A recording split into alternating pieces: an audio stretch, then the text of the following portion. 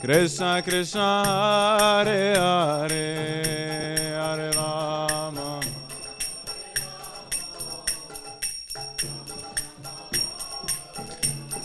Hare Krishna Krishna Krishna Hare Hare Hare Rama Rama Rama Hare Hare Hare Krishna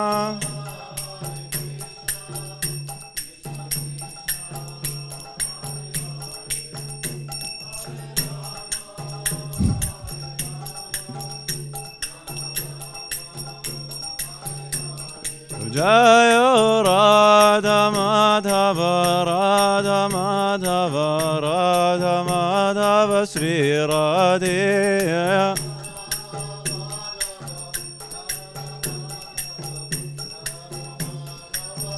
Jaya Jaya Prabhupada Prabhupada Prabhupada Jaya Jaya Prabhupada Jaya Jaya Prabhupada Prabhupada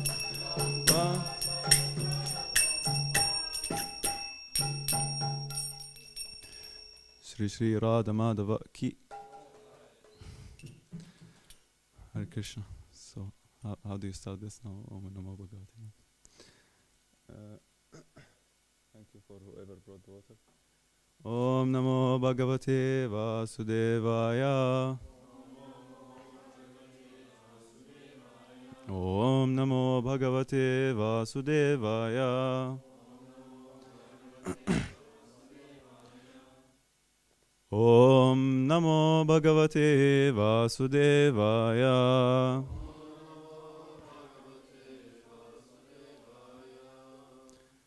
So we are reading from the 9th chapter of Bhagavad Gita, entitled The Most Confidential Knowledge. Your favorite chapter, huh?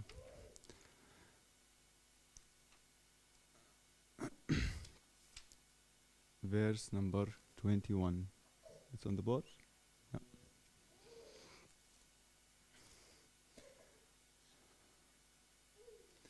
Te tam bhuktva svarvalokam vishalam Kshini punni martya lokam vishanti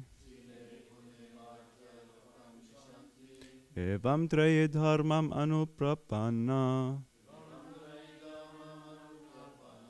Gata gatam kama kama labhanti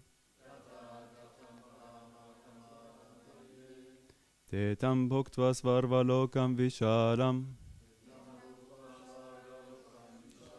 Kshini punni martya lokam vishanti Evam traye dharmam anuprapanna Gata gatam kama kama labhanti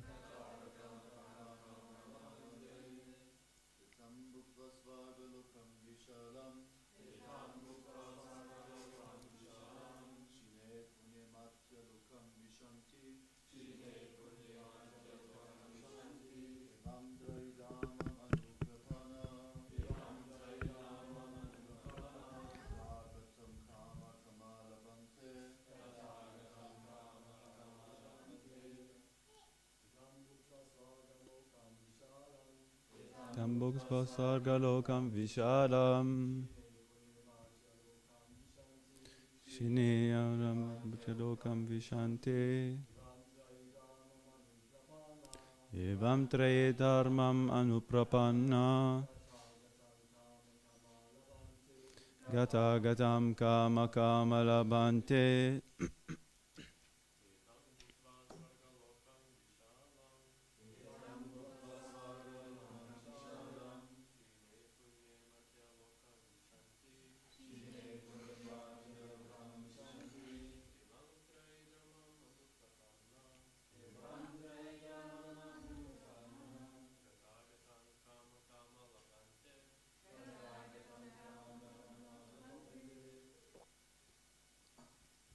Mataji?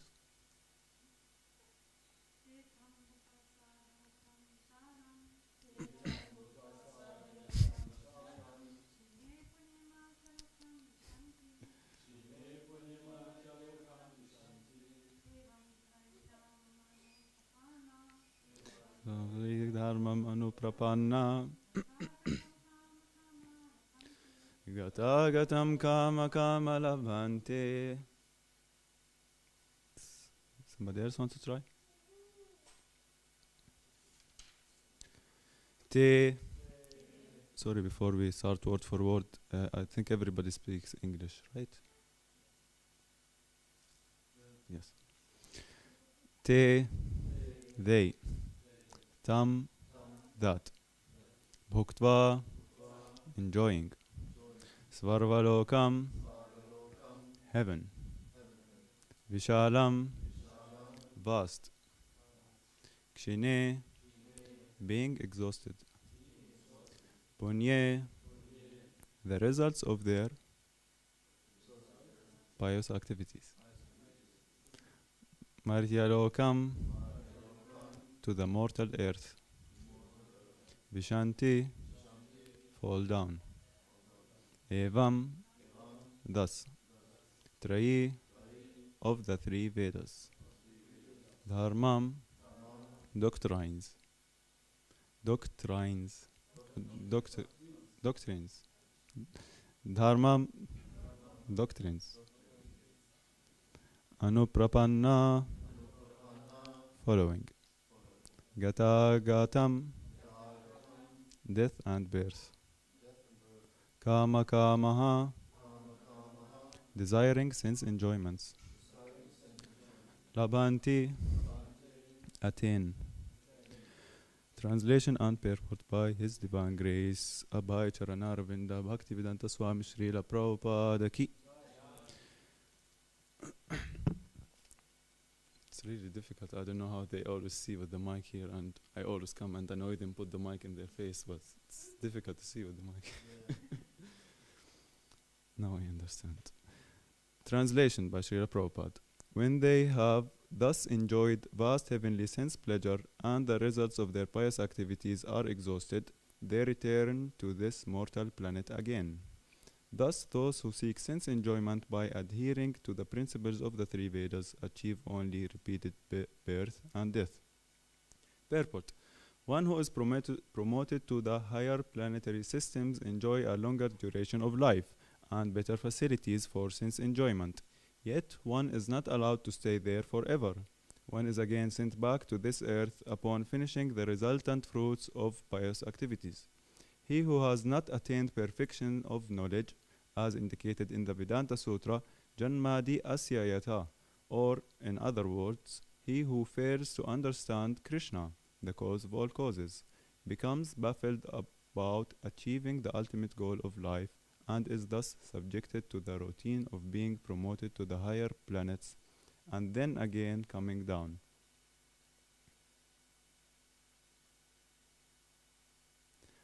As if situated on a Ferris wheel which sometimes goes up and sometimes comes down. The purport is that instead of being elevated to the spiritual world, from which there is no longer any possibility of coming down, one simply revolves in the cycle of birth and death on higher and lower planetary systems.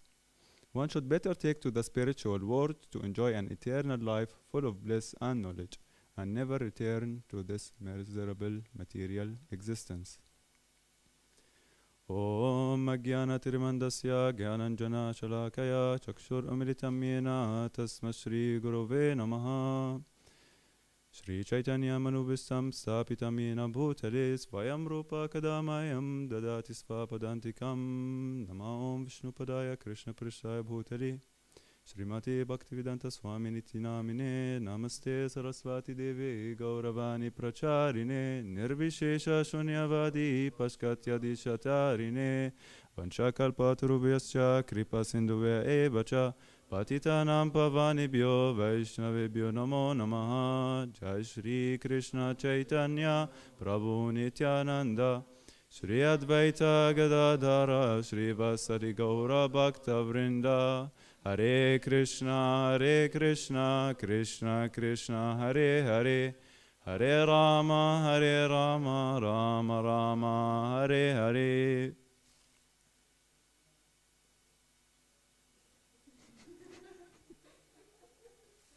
It's difficult to remain sincere while you're hearing funny stuff, but it's also okay. So, Silent Prabhu, I know you'll probably hear this after a couple of seconds, but if you turn on the transmission in the Pujari room, it will be there will be no delay. But if you turn it on online on YouTube, like today's morning, then there will be delay. Okay. So it's typical of me, right?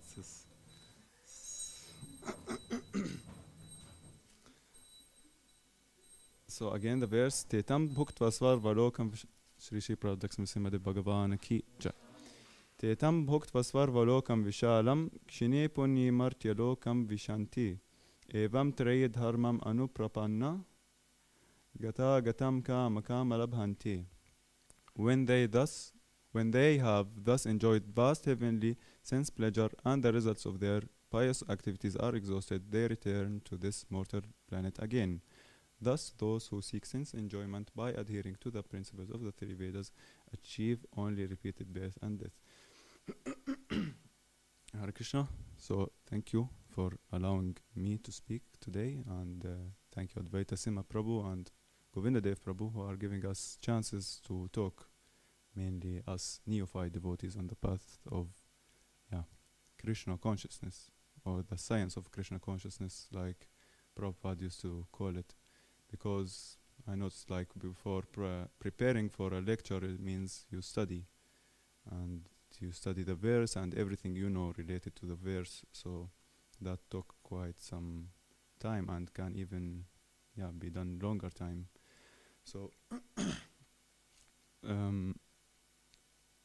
trying to know how to start, or which, like, should I stick to the topic or should I go a little bit outside of the topic. I was asking something irrelevant a little bit, but I was asking Govinda Dev Prabhu, and he was saying, like, every verse has everything inside. Like, wherever you want to go, whichever section of Krishna consciousness you want to go, you can actually go to that verse. And then I thought I just took a couple of words, like 2-3 words, which are, like, let's say, the headlines for the lecture. And then just before coming here, I was taking a shower, because first time sitting on the Vyasasa, I didn't want to, sit with a non-clean state. So I was taking a shower, and the water is still cold somehow. And I'm taking a shower, and I'm thinking, maybe I can change the topic of the lecture to that taking a shower with cold water is actually healthy. But then I was thinking, okay, it's going to be a little difficult to jump from this to healthiness of cold water. But I was hoping maybe I can preach to myself, so I'll be convinced that taking a shower with cold water is healthy. So whoever is new here, don't worry, it's not always like this. We're just having a problem, and it will be solved hopefully soon enough. And it is healthy, but it's not going to be about that. So whatever it is, so like cold water, it's really something austere, but this is arises of our sense perception. So George, it's your first time in a temple, right? So how much do you know about Krishna consciousness, if I may ask?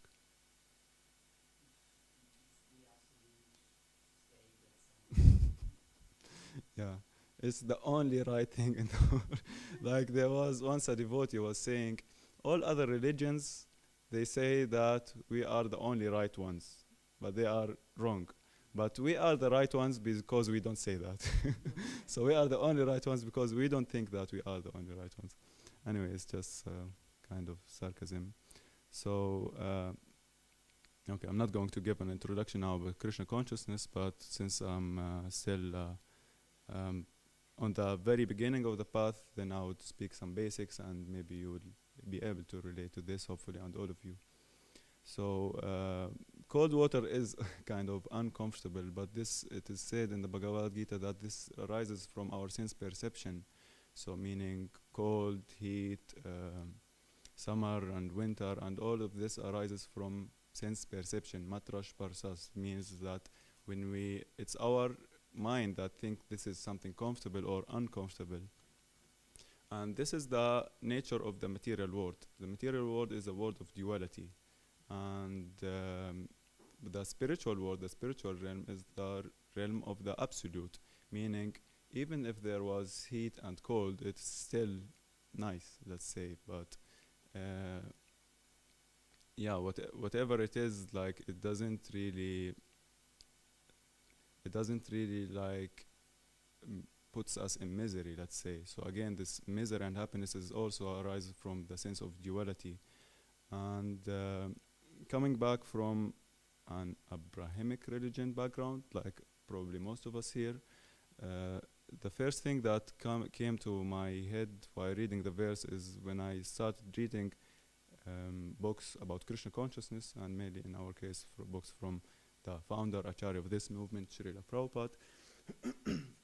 The understanding of heaven is, namely, there's no difference between heaven and the spiritual world for me. So, meaning that there is hell and there is earth, only earth, no other universes.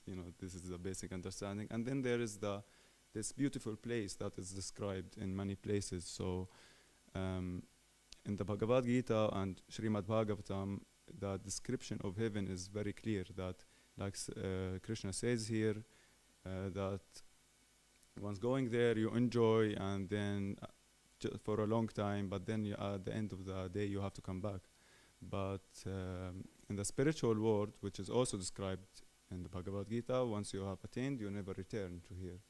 So there is the border between the heaven and spiritual world is quite clear for us. Okay, heaven, much more sense pleasure, but still not the best thing. The best thing is it's still part of the material world. So, and yeah, when I started reading Prabhupada books, it's like, wow, so there is heaven, which is also described in the, like Quran and so on, and other Abrahamic religion holy books, that it's much sense pleasure, rivers of whatever, water for those who like, and yogurt for those who like yogurt, and rivers of wine, and beautiful ladies for the Prabhus, and beautiful Prabhus for the ladies, whatever. So, so this description is kind of vague, because then you can't, in the Abrahamic religions, you can't really tell there may be, this is part of the material world. But there's a very fine line between heaven and spiritual world. So like I said here, there's the difference is clear. But like when I was reading just yesterday, it's just simple. You Google descriptions of heaven in the Quran or in the Bible or in Torah, and it's really not so easy to find what's that, to see the line, because it's really like a topic that can be talked about for a long time. But in conclusion, heaven is still part of the material world, and material world means mortality, means there is birth, death, old age, and disease. And the spiritual world, first part of the spiritual world is the spiritual sky, the effulgence, Brahma Jyoti, which is coming out of the spiritual planets, eventually or ultimately from the body of the Supreme Personality of Godhead, this emanation, and then afterwards or higher than this comes the Vaikuntha planets. And the Vaikuntha planets are the spiritual planets, where everybody is a devotee, where every step is a dance, every word is a song, and everybody is living in harmony, let's say. Yeah. So, so Vaikuntha, Kunta means anxiety, and Vaikuntha means a place devoid of anxiety or free from anxiety. But in this material world, there is anxiety and there is fear. And yeah, talking about the garland, when you go to the heaven, as soon as you arrive, you get a fresh garland, and it stays fresh for a very long time. Not because it's made out of plastic or anything, but because it's just almost forever fresh. But after some time, it starts drying, and after a very long time, it starts drying. And then you're like noticing, okay, something is wrong here. I've been enjoying for millions of years with the garlands and rivers of wine, whatever. But then it dries, and like it said here, you have exhausted your pious karma, and you would have to be kicked out, sorry to say. So the garland dries, you go back to this mortal world. One nice point Akira Prabhu did, actually we're calling ourselves karmis. We're calling the people who are not devotees as karmis, but they are actually vikarmis because they are also exhausting their pious activities. Karma means activity, action, and vikarma means sinful reaction, sinful, action. So, meaning here when Krishna says that those who seek sense enjoyment by adhering to the principles of the three Vedas, it means they are sticking, they are keeping the principles of the three Vedas. So that means they are actually pious, and that's why they are elevated to the heavenly planets. But people nowadays are not sticking to the three principles of to the Vedas anyway. But so they have no idea simply. But these people mentioned here, they are karmis because they are doing these rituals that we are also doing for the case of attaining the higher planets, the higher enjoyments. But in our case, we are sticking to these rituals also for this practice to go to the spiritual realm, to end this cycle of birth and death, like Prabhupada says here, a Ferris wheel. You know, Ferris wheel in the amusement park, and it just goes up and down, goes up and down, and there's no end to it. So for our purpose as Bhakti yogis is to not to attain the higher planetary systems, but to break out of it. So, and again, back to the point of material life means there's always an anxiety. We always tend to worry. So we worry about everything possible. And if there's nothing to worry about, then we also worry about this because it's just our nature. We want to be we want some adventure. We want some drama. But interesting enough, Prabhupada is giving a lecture about 213, and he's giving the translation of the word dhira. So in 213, there's the last line, dhirastatrana muhyate, and it's a famous verse. Janma karma, no, not janma karma. Dhihinus min yatadehi kaumaram yauvanam jara.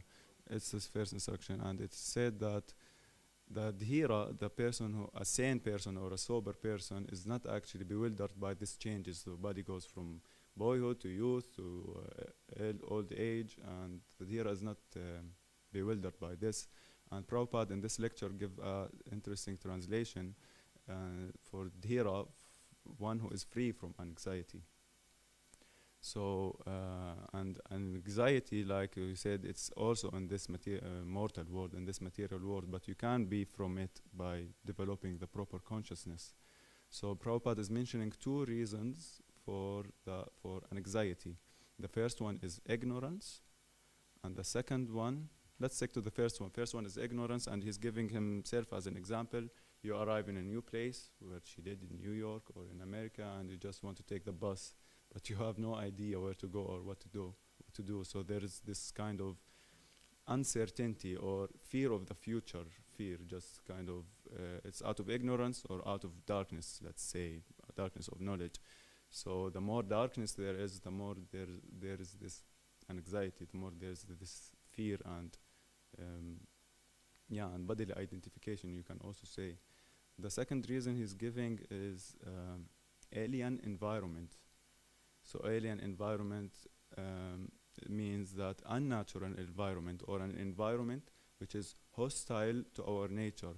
So what is our nature? Nature of the soul is it's free from anxiety. The soul is happy. And if you're experiencing any fear or unhappiness, it means that you are in an unnatural state. This can be out of ignorance, mainly out of your own consciousness, or out of the environment you're living in. And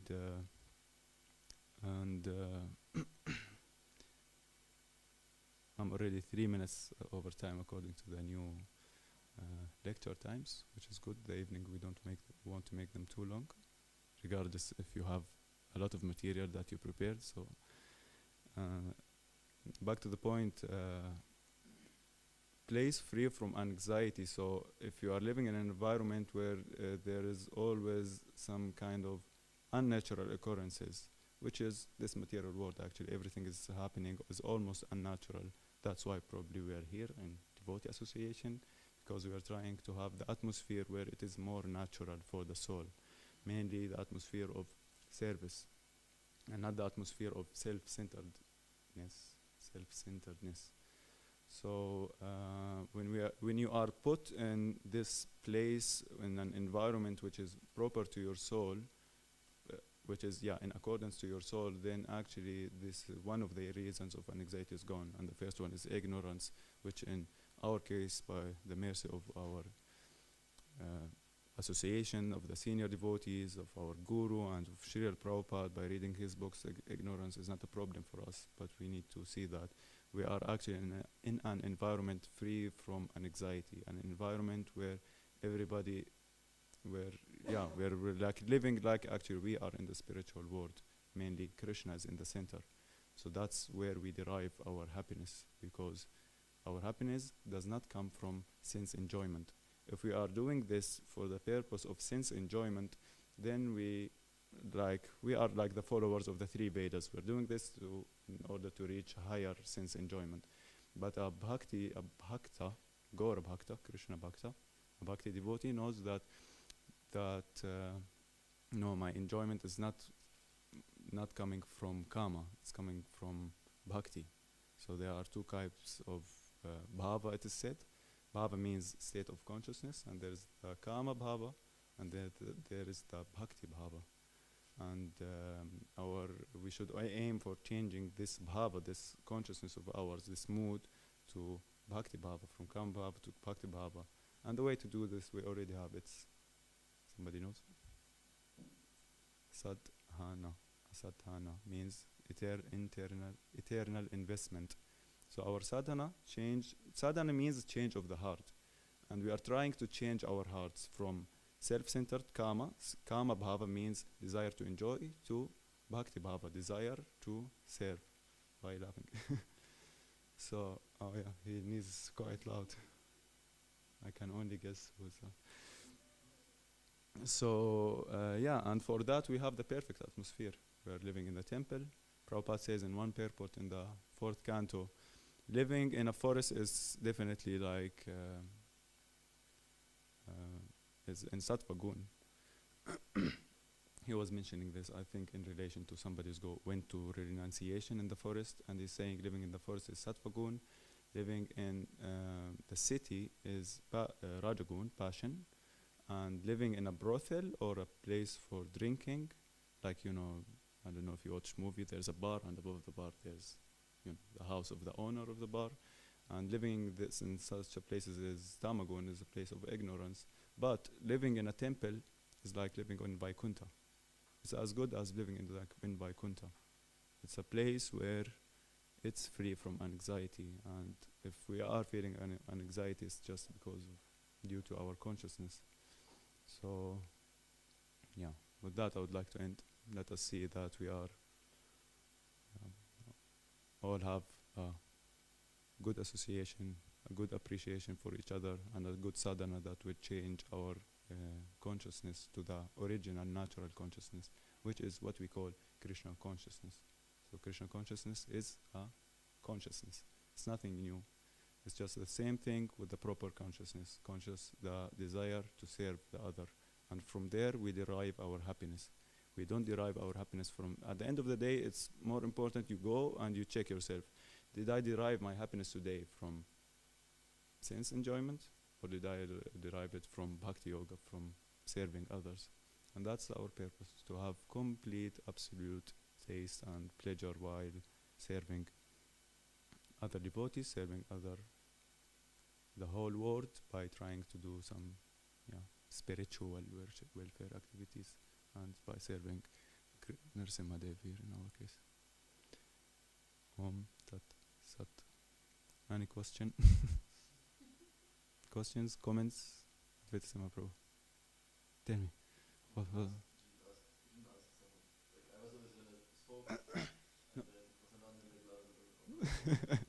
No, I wanted to ask you how did it go? Was it okay?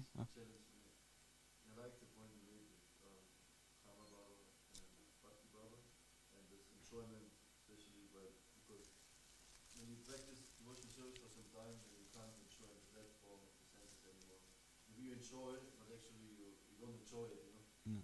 You think you enjoy, but actually it's ignorance, and inside you suffer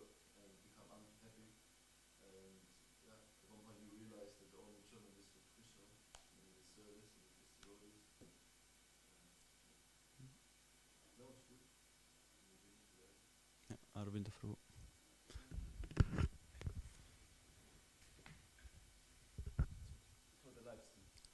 Isn't what we're doing here kind of mostly karma yoga until we get to the stage of bhakti yoga? That we're just doing these things and surrendering the results to others and Krishna?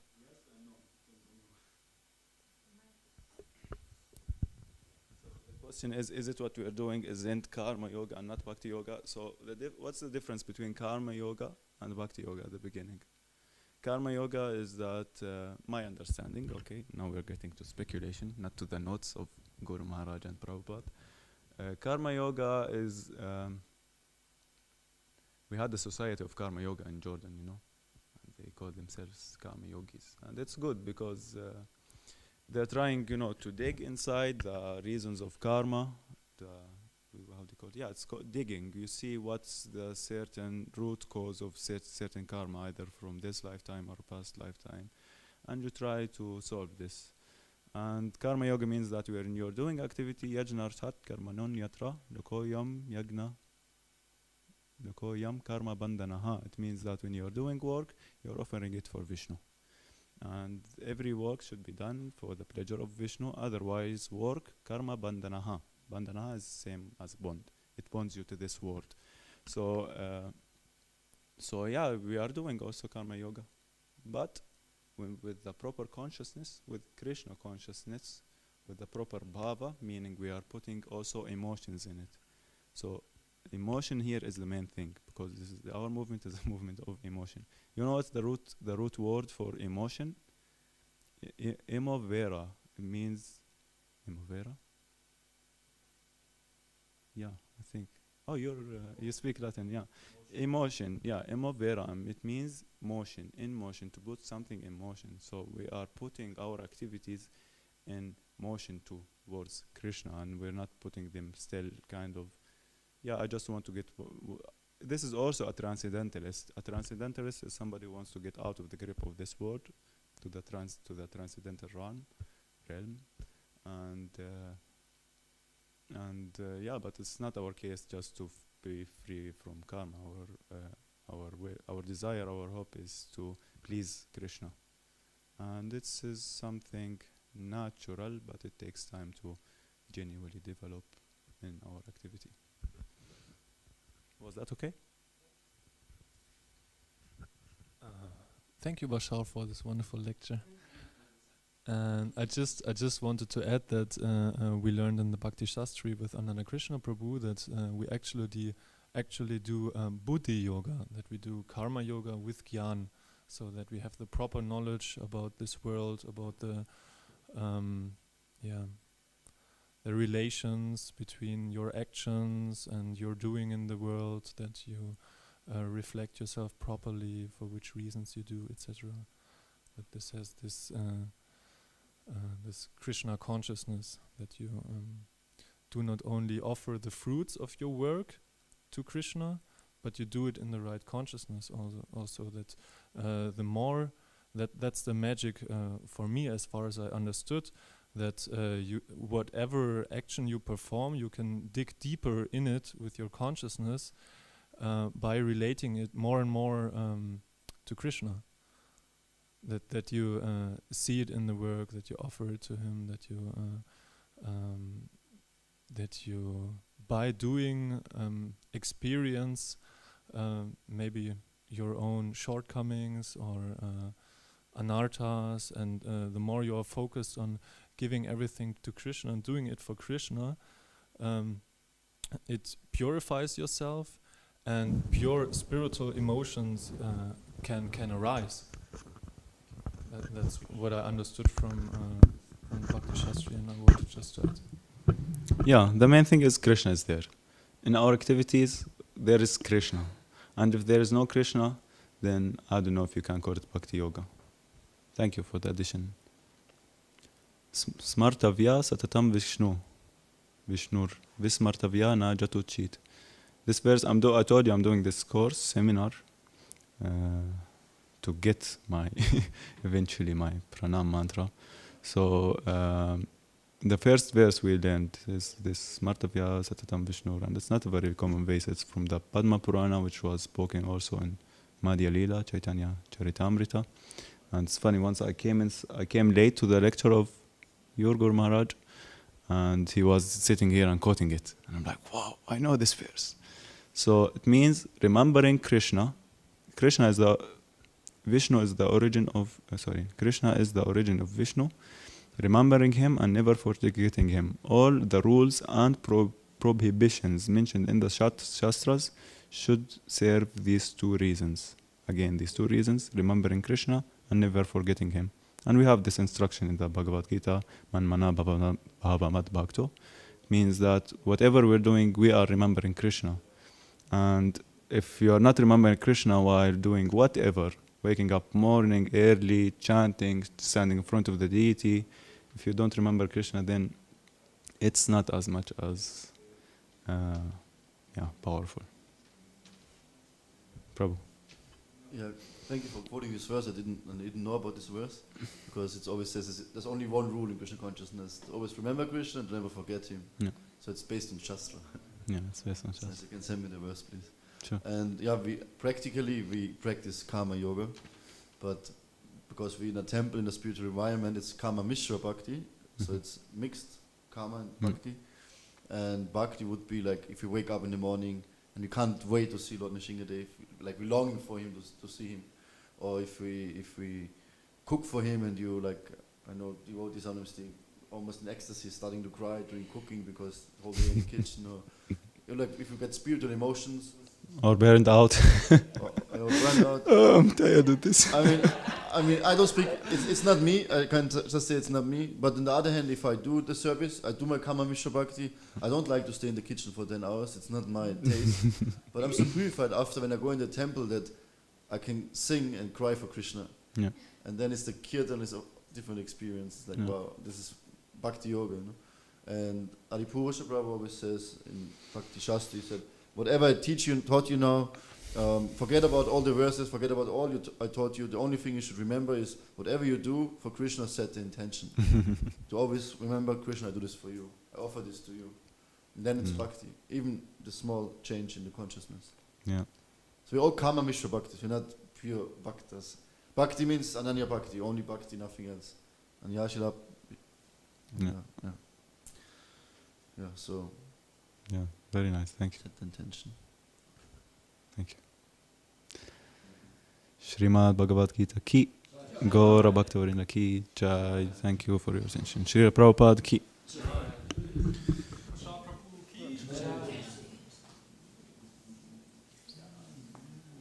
denke, es ist zu lang, wenn man das Vers auch